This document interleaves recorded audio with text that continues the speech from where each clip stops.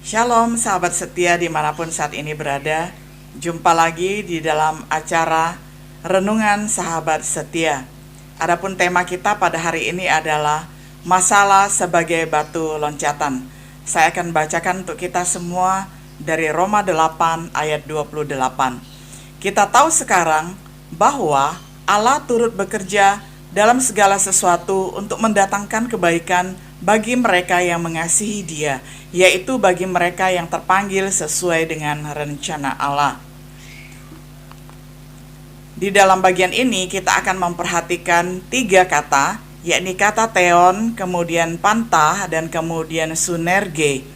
Kata yang pertama ini adalah kata tentang Tuhan, ya, dengan bentuk dari kata benda, akusatif singular maskulin, dan berasal dari kata theos yang artinya adalah Tuhan atau Allah.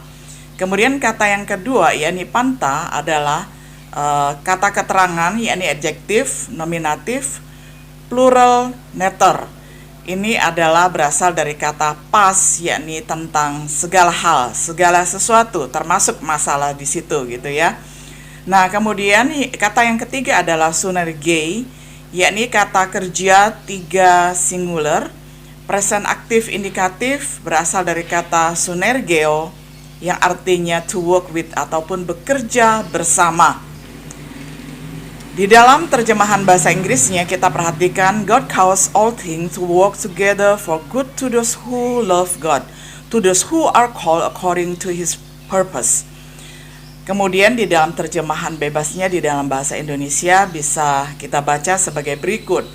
Allah menyebabkan segala sesuatu bekerja bersama-sama untuk kebaikan bagi mereka yang mengasihi Allah, bagi mereka yang dipanggil sesuai rencananya.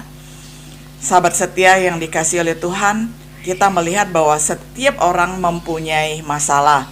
Termasuk 3 tokoh Alkitab yang pada hari ini kita akan bahas bersama-sama. Itu adalah tentang contoh 3 wanita yang ada di Alkitab ataupun 3 perempuan.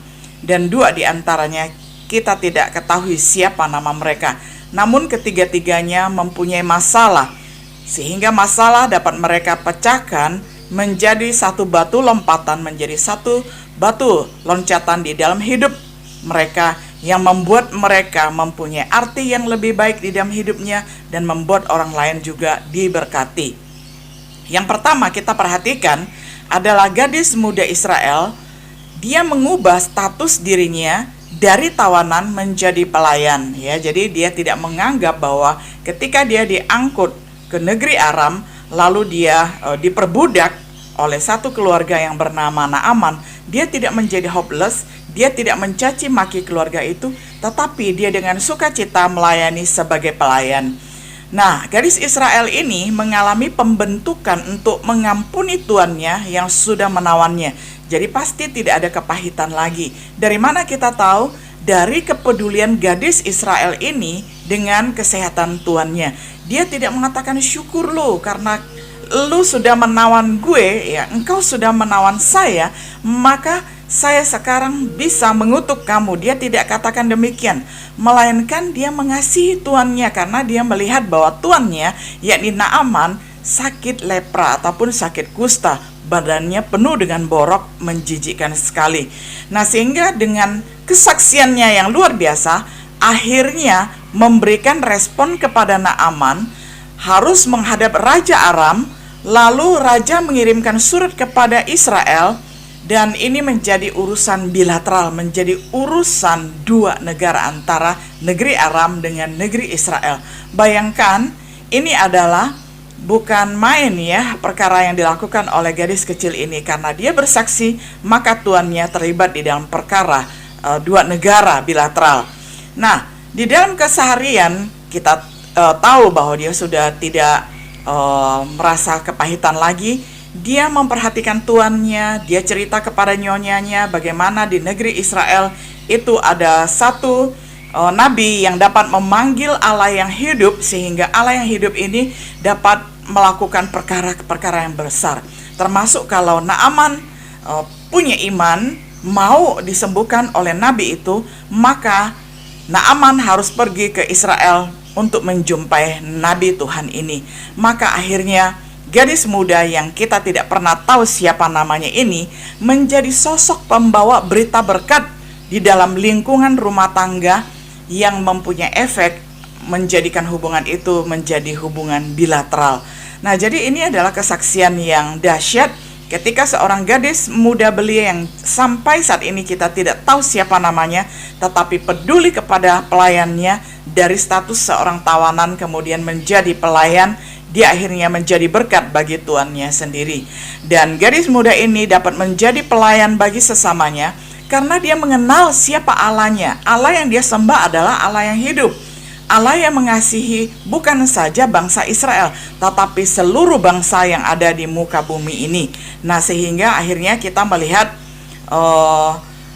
gadis ini membawa pembaharuan yang luar biasa. Akhirnya Naaman pun mengadakan persiapan menuju ke Israel, dan setelah sampai di Israel, dia mentaati apa yang dikatakan oleh Nabi Israel.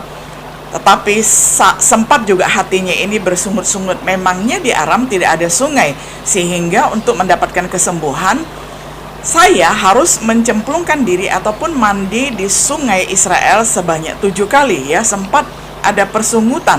Nah, tetapi karena dia ingin sembuh, dia mengalahkan sungutannya itu. Akhirnya dia mandi juga di sungai Israel sebanyak 7 kali, dan akhirnya lihatlah ya, badannya menjadi sembuh ya, kulitnya menjadi mulus kembali seperti baby, seperti bayi. Nah, itulah hasil yang dibawa oleh seorang gadis muda belia bagi lingkungan keluarga dimanapun dia berada.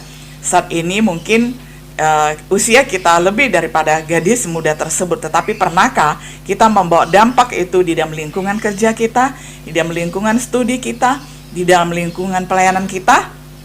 Kiranya gadis muda belia ini menjadi inspirasi bagi kita. Nah, tokoh perempuan yang kedua kita tahu namanya adalah Priscilla.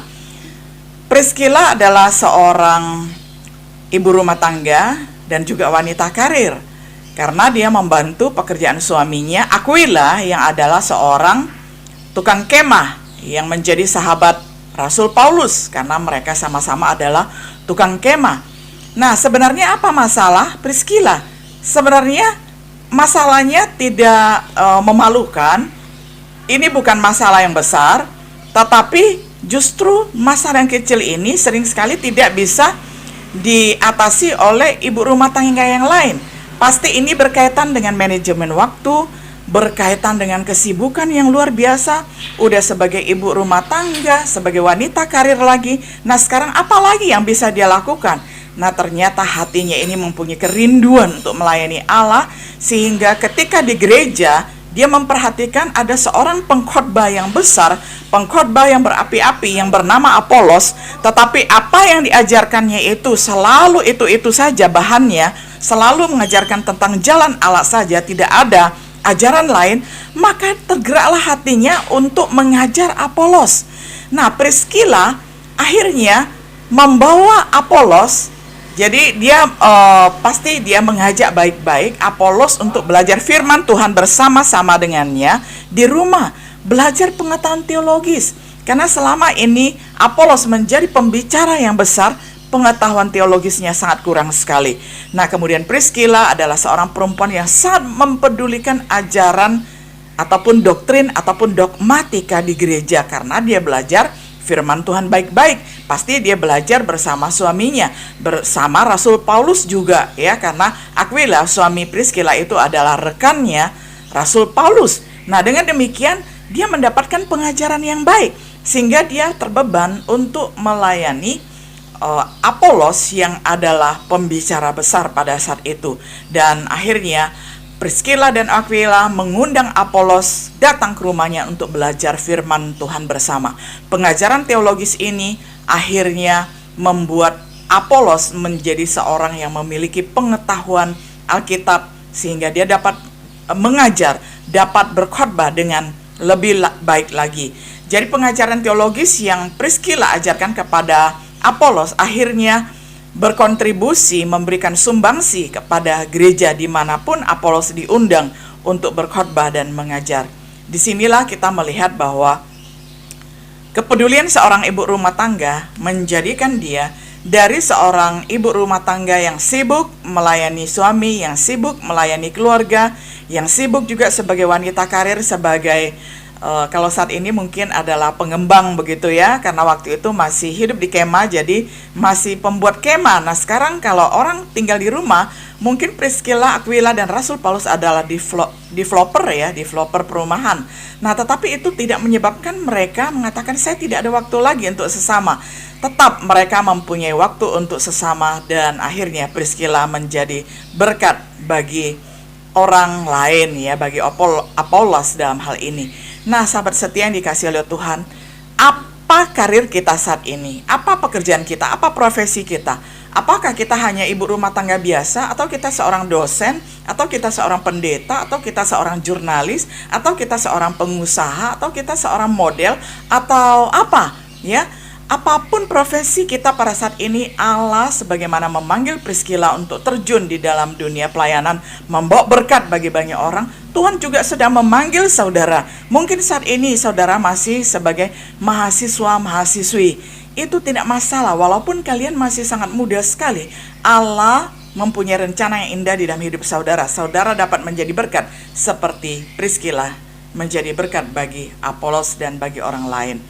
Nah, perempuan yang ketiga, ini adalah perempuan yang kembali kita tidak tahu siapa namanya, tetapi mari kita memanggil dia sebagai perempuan Samaria saja ya, berdasarkan suku dia, berdasarkan juga tempat asal dia. Nah, perempuan Samaria ini mempunyai masalah yang besar ya, masalahnya lebih besar daripada gadis belia dan lebih besar daripada Priscilla. Nah, masalah dia ini adalah tentang cacat moral. Karena apa? Karena dia mempunyai perilaku free sex. Dia hidup dengan 5 pria yang bukan suaminya. Bayangkan ya, berarti ada lebih daripada pria-pria yang lain ya. Jadi yang 5 itu pun bukan suaminya, apalagi yang lain kan begitu ya, bisa lebih daripada 5 pria. Nah, bayangkan dia cacat moral. Dari mana kita tahu bahwa dia juga merasa ini adalah aib? Nah, dari ketika dia sadar bahwa dia pergi menimba air bukan pada waktu pagi, melainkan jam 12 siang. Bayangkan siang bolong ya, itu sangat panas sekali, tetapi dia berani keluar rumah hanya jam 12 siang. Itu artinya apa? Dia malu berjumpa dengan ibu-ibu yang lain ketika mengambil air di sumur Yakub pada pagi hari. Nah, Tuhan tahu pergumulan hatinya, Tuhan tahu kegalauan hatinya, Tuhan tahu kerinduan hatinya, ingin mendapatkan kelepasan. Sehingga Tuhan Yesus datang kepadanya dan kemudian mengeluarkan perempuan ini dari penindasan kaum patriarkal yang membuatnya semakin lama semakin tenggelam di dalam dosa. Yesus datang duduk bercakap-cakap dengan dia di pinggir sumur Yakub dan kemudian memenuhi kebutuhan perempuan Samaria. Nah, apa kebutuhan pokoknya dari perempuan Samaria ini? Yesus tahu bahwa yang perempuan ini butuhkan adalah pengakuan akan kemanusiaannya. Dia perlu diteguhkan identitas pribadinya, perlu penerimaan keberbedaan gender. Dia memerlukan pelepasan dosa free sex-nya, memerlukan seorang juru selamat, memerlukan Mesias, memerlukan kesaksian yang kuat sehingga akhirnya dia dapat menjadi saksi, menjadi penginjil. Nah, itulah yang dia rindukan, itulah yang dia ingin Tuhan Yesus lakukan di dalam hidupnya. Dan Tuhan Yesus datang tepat pada waktunya pada saat itu ketika melihat wanita itu mengambil air di sumur Yakub, dan Tuhan Yesus pun menjumpai perempuan Samaria ini dengan menerobos batas wilayah kemanusiaan. Yesus yang meninggalkan Yudea dan kembali lagi ke Galilea, dia harus melintasi daerah Samaria. Maka sampailah ia ke sebuah kota di Samaria yang bernama Sikhar, di dekat tanah yang diberikan Yakub kepada Yusuf. Disitulah dia berjumpa dengan perempuan Samaria ini dan kemudian bercakap-cakap. Di sini Yesus membuka pintu komunikasi dan Yesus meminta air kepada perempuan ini.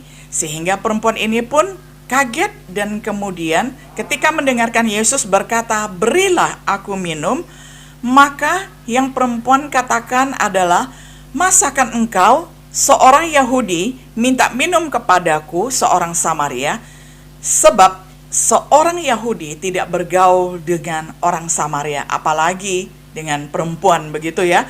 Nah, di dalam Alkitab pun sering kita membaca keterangan ini di dalam tanda kurung ya. Itu artinya apa? Memang pada saat itu, karena Samaria ini adalah orang Israel yang sudah menikah dengan suku lain sehingga keturunannya menjadi tidak murni lagi Israel, dialah disebut dengan suku Samaria dan bangsa Samaria. Jadi Israel mengucilkan orang Samaria, demikian pula sebaliknya. Jadi ada permusuhan, ada perseteruan ya, tidak saling bicara, tidak saling melintas daerahnya begitu. Nah, tetapi Yesus melakukan terobosan yang luar biasa, melakukan terobosan wilayah, terobosan kemanusiaan, terobosan gender, sehingga Yesus bercakap-cakap dengan seorang wanita yang dianggap penuh dengan aib dan memalukan di tengah siang hari yang bolong tersebut. Nah, tetapi demi karya penyelamatan Yesus lakukan, karena dia adalah Mesias, dia adalah Allah yang kudus. Ketika yang kudus melayani yang cemar, dia tidak ikut tercemar. Tetapi yang cemar itu akhirnya menjadi suci, menjadi kudus karena dilayani oleh yang kudus.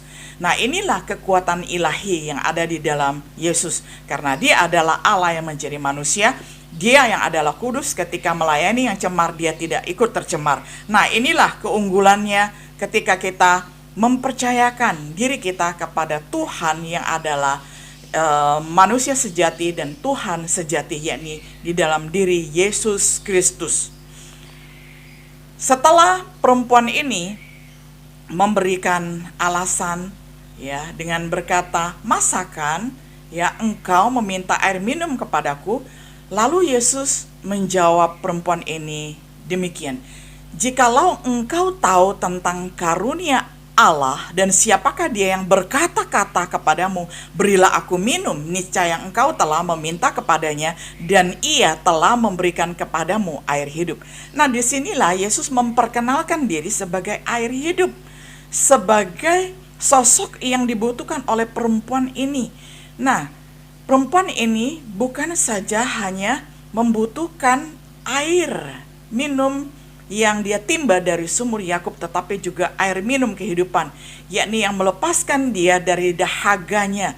Nah, orang biasanya melakukan dosa, apalagi dosa seperti free sex ini, karena ada sesuatu di dalam dirinya yang tidak dipenuhi, yang tidak dapat dipenuhi oleh siapapun, sehingga dia mencari di sana sini supaya dia puas.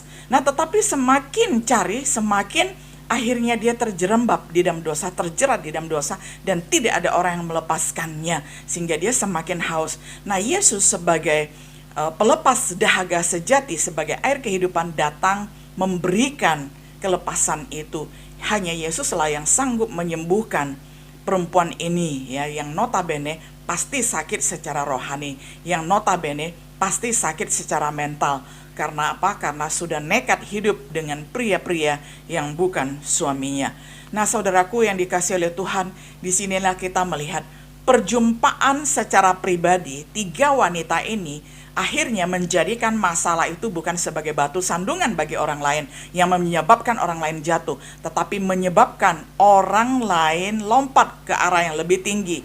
Mereka menjadikan masalah sebagai batu loncatan, sebagai batu lompatan bagi orang lain, sehingga dia sendiri menjadi lebih baik, dia sendiri disembuhkan, dan dia sendiri juga menjadi berkat bagi orang lain. Seperti gadis muda belia, dia mengubah statusnya dari tawanan yang memprihatinkan dan penuh ketakutan, akhirnya menjadi pelayan yang dikasihi oleh tuannya. Dan seorang Priskila, dari seorang ibu rumah tangga yang sangat sibuk, wanita karir sebagai tukang kemah, akhirnya dia dapat memberikan kontribusi kepada gereja dengan mengajar orang-orang yang membutuhkan pengajaran gereja dengan doktrin yang benar. Lalu perempuan Samaria, dari seorang yang cacat moral, seorang yang hidup free sex, akhirnya dia dapat menjadi seorang penginjil. Setelah dia lepas dari dosanya, akhirnya dia pergi ke kota, dia mengabarkan Injil. Dulu untuk datang ke sumur Yakub saja tidak berani, ya hanya berani pada waktu siang. Sekarang dia berani pergi ke kota, menjadi penginjil, menjadi orang yang membawa berkat bagi orang lain. Nah saudara, apa pergumulan kita pada hari ini? Mungkin bertahun-tahun kita tidak bisa lepaskan pergumulan kita, dosa kita, masalah kita. Tetapi ada satu pribadi yang peduli dengan kita. Dia adalah Tuhan Yesus. Datanglah kepadanya dan mintalah kelepasan. Maka Tuhan Yesus akan mempedulikan saudara, akan memberi belas kasihan saudara, akan melawat saudara, akan mengcounseling saudara, akan menyembuhkan saudara, akan memulihkan saudara. Nah kiranya Tuhan memberikan kita semangat untuk berjuang, tetap semangat, bekerja dari rumah, tetap produktif, dan Tuhan Yesus memberkati. Shalom.